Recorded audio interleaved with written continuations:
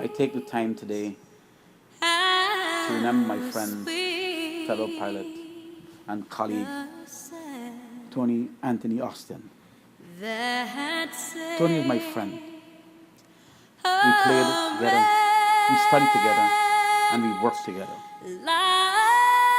We both served in the Guyana National Service together and were recipients of a Government of Guyana scholarship to the Embry-Riddle Aeronautical University in Daytona Beach, Florida.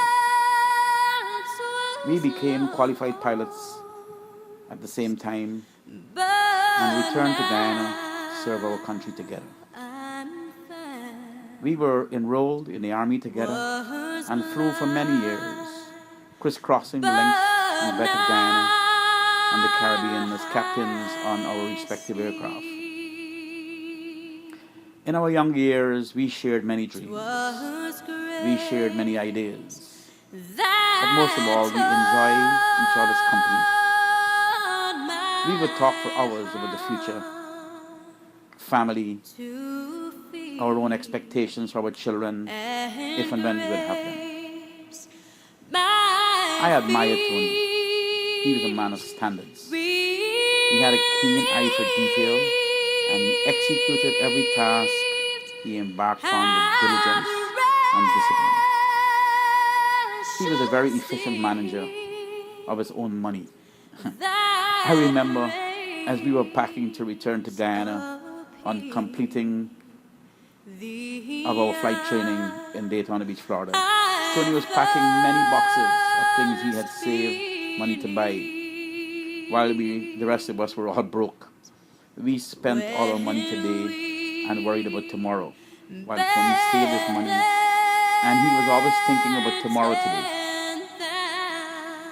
After returning to Guyana, he was the first to buy a house. He was the first to buy a car. He was a progressive man, and I watched and I learned. He was meticulous and precise in his dealings, always staying ahead of the game.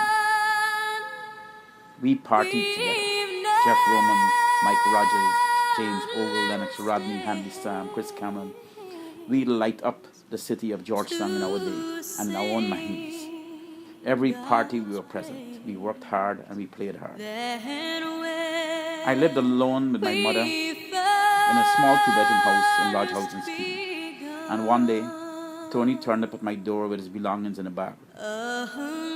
He moved out of his sister's house because of a disagreement with her. He was young and had a lot of pride. He had no place to go, and it seems he was too proud to say sorry. So he moved in with me. We lived together in my room for 6 months. We slept on the same bed, shared meals, and became like brothers. He finally got a room in Campaign, Ghana, and he moved away.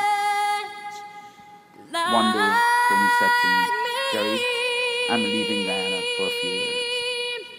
But I'll be back," he promised.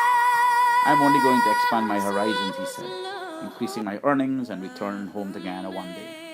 I believed him. He was always a man of his word. He departed Guyana and left me. My friend Tony had gone. I was alone by now because all the others had also departed. But I missed Tony the most. In those days, there were no emails, no Facebook, no Skype. So we talked on the phone and tried to stay in touch as much as we could have afforded to at that time. Tony's life in St. Lucia was taking shape. He was settling in, building and expanding his horizons and increasing his earnings as he predicted. One day he called to say he fell in love and he was getting married to a St. Lucian girl. At that moment, I came to the realization that he was never coming back to Guyana.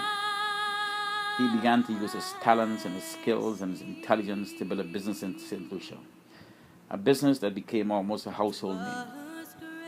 He served St. Lucia with dedication and commitment. My admiration for Tony grew over the years as we both advanced in age, and all the dreams and the ideas and the conversation we had as young men about the future were unfolding daily in our own lives. We both became successful businessmen and business leaders in our own respective domains. We exchanged views and ideas about business, the private sector, and our families. We measured our expectations with our adult achievements, and we were contented.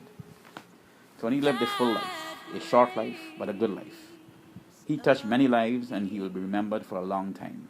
His children, I'm sure, are proud of him. He stood tall in life and is with God today. Rest in peace, my dear friend Tony. I cried for you today.